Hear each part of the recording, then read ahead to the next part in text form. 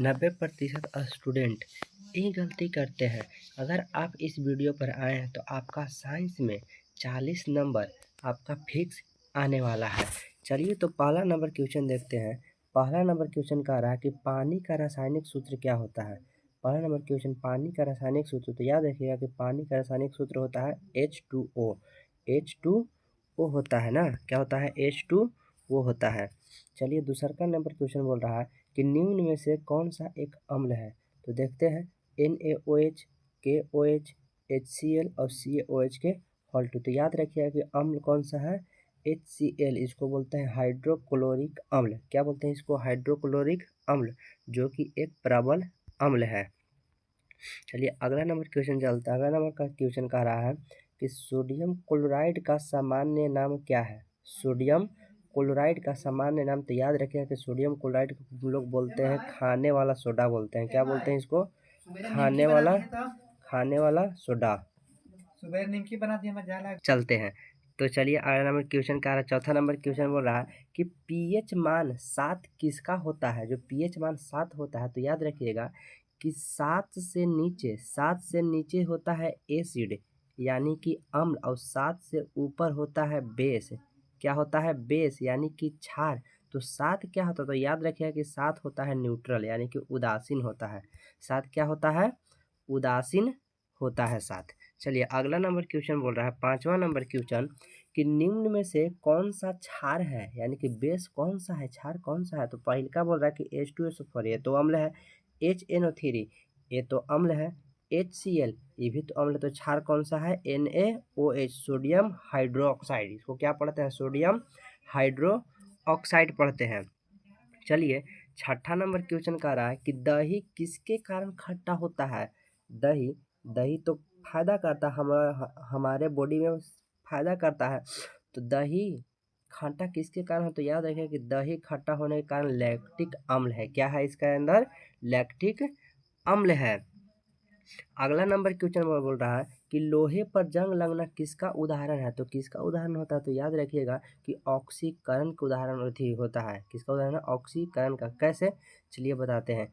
ये पाइप है, ये क्या है? पाइप है। अगर इस पे नमी मिलेगी यानी कि क्या H2O मिलेगा, तो H2O कर लेगा किससे रिएक्शन? Fe से जैसी रिएक्शन करेगा तो ये जंग लगना धीरे धीरे शुरू हो जाएगा ना।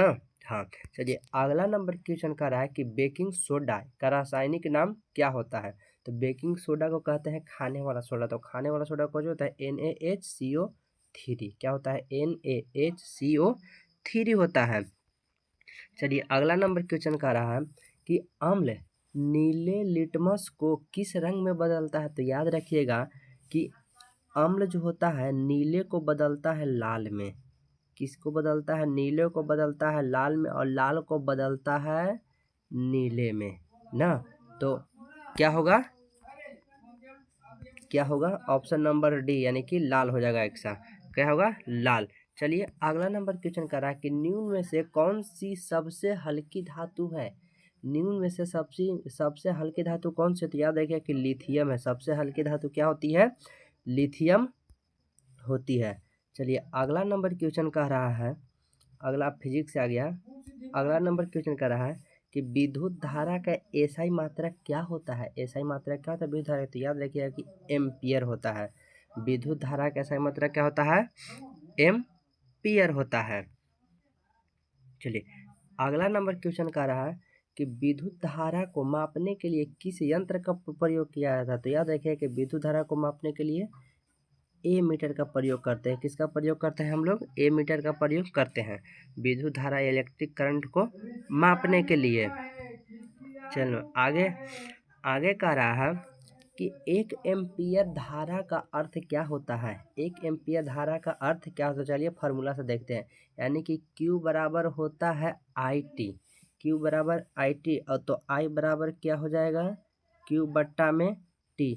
तो Q को कहते हैं जूल और T को कहते हैं सेकंड, यानी कि हो जाएगा 1 जूल प्रति सेकंड। तो 1 जूल प्रति सेकंड कहाँ पे है? देखिए तो ऑप्शन नंबर बी इसका सही हो जाएगा। कौन सी है? ऑप्शन नंबर बी इसका सही हो जाएगा। चलिए अगला नंबर क्वेश्चन का रहा कि ओम का नियम किस पर आधारित होता है। तो याद रखिए कि ओम का नियम धारा I और विभवांतर V पर दोनों पर आधारित होता है, यानी कि ऑप्शन नंबर डी धारा और विभवांतर में होता है, धारा और विभवांतर के होता है, साथ होता है ना। चलिए अगला नंबर क्वेश्चन का रहा है कि ओम का नियम किस सूत्र से व्यक्त किया जाता है। तो याद रखिए कि ओम का नियम V बराबर IR से सूचित किया था। ऑप्शन नंबर ए हो जाएगा इसका सही हो जाएगा। ऑप्शन नंबर क्या हो जाएगा, ए सही हो जाएगा इसका। चलिए अगला नंबर है 16 नंबर क्वेश्चन बोल रहा है कि प्रतिरोध का एसआई मात्रक क्या होता है। तो याद रखिए कि प्रतिरोध का एसआई मात्रक होता है ओम, संकेत ए है। प्रतिरोध का एसआई मात्रक क्या होता है, ओम ना। अगला नंबर क्वेश्चन का रहा 17 नंबर क्वेश्चन कि विद्युत परिपथ में प्रतिरोध को जैसे ही बढ़ाएंगे, अगर प्रतिरोध बढ़ता है तो धारा यानी कि इलेक्ट्रिक करंट घटती है, क्या होगी, घटेगी। Option number B. जैसे ही धारा को विद्युत परिपथ में प्रतिरोध को जैसे ही बढ़ाएंगे तो धारा क्या हो जाएगी, घट जाएगी। अगला नंबर क्वेश्चन का रहा है कि धातु के चालक में ताप पर प्रतिरोध क्या होता है। जैसे ही ताप जैसे ही बढ़ाएंगे तो प्रतिरोध भी बढ़ जाएगा, प्रतिरोध भी क्या हो जाएगा, बढ़ जाएगा। कहाँ है, ऑप्शन नंबर सी में ना। इसका ऑप्शन नंबर क्या हो जाएगा, सी सही हो जाएगा। चलिए अगला नंबर क्वेश्चन का रहा है कि किस पदार्थ का प्रतिरोध सबसे कम होता है। किस पदार्थ का प्रतिरोध सबसे कम होता है। तो याद रखना कि तांबा का सबसे कम होता है। क्या क्या होता है, तांबा का सबसे कम होता है।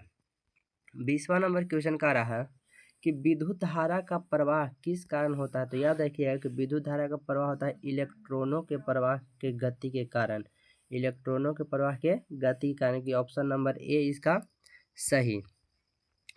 21 नंबर क्वेश्चन का रहा है कि जनन का मुख्य उद्देश्य क्या है। तो याद रखिए कि जनन का मुख्य उद्देश्य है कि अपनी प्रजाति में वृद्धि, या कि क्या होता है, अपनी प्रजाति में वृद्धि या प्रजाति की निरंतरता। अगला नंबर क्वेश्चन का रहा है 22 नंबर क्वेश्चन कि अलैंगिक जनन का उदाहरण कौन सा है। तो याद रखिए कि अलैंगिक जनन अमीबा में होता है। किसमें होता है, अमीबा में होता है।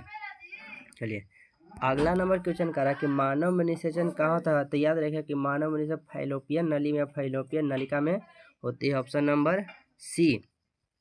24 नंबर क्वेश्चन का रहा है कि परागण की क्रिया किससे संबंधित है। तो याद रखिए कि परागण से क्रिया फूल में होती है। कहाँ होती है, फूल में होती है परागण की क्रिया। अगला नंबर 25वां नंबर क्वेश्चन बोल रहा है कि मानव में शुक्राणु कहाँ बनता है। तो याद रखिए कि मानव में शुक्राणु बनते हैं वृषण में। कहाँ बनते हैं, ऑप्शन नंबर बी, कहाँ बनते हैं, वृषण में बनते हैं। अगला नंबर क्वेश्चन का रहा है कि पौधों में अलैंगिक जनन का प्रकार क्या है। तो याद रखिए कि पौधों में अलैंगिक जनन का प्रकार होता है कायिक जनन। क्या होता है, कायिक जनन। Option number C. अगला कह रहा है अगला 27 नंबर क्वेश्चन बोल रहा है कि जनन की कोशिकाएं कहलाती है। तो जनन की कैसी कोशिकाएं होती है। तो याद रखिएगा कि जनन की कोशिकाएं युग्मक होती है। कैसी होती है, युग्मक होती है। जनन की कैसी होती है, कोशिकाएं युग्मक होती है। चलिए मानव में गर्भावस्था की अवधि लगभग कितनी होती है। मानव में गर्भावस्था की स्थिति कितनी होती है। याद रखिए कि 9 माह होती है। क्या माह होती है, एग्जाम्पल कितना होती है, 9 माह होती है। अगला नंबर क्वेश्चन 29 नंबर क्वेश्चन कह रहा है कि पुष्पीय पौधों में नर जनन अंग क्या कहलाता है। पुष्पीय पौधों में नर जनन अंग क्या कहलाता है। याद रखिए कि पुकेसर कहलाता है। क्या कहलाता है, पुकेसर कहलाता है। लास्ट नंबर क्वेश्चन बोल रहा है कि द्विखंडन किस जीव में पाया जाता है। तो याद रखिए कि द्विखंडन अमीबा में पाया जाता है। किस में पाया जाता है, अमीबा में पाया जाता है।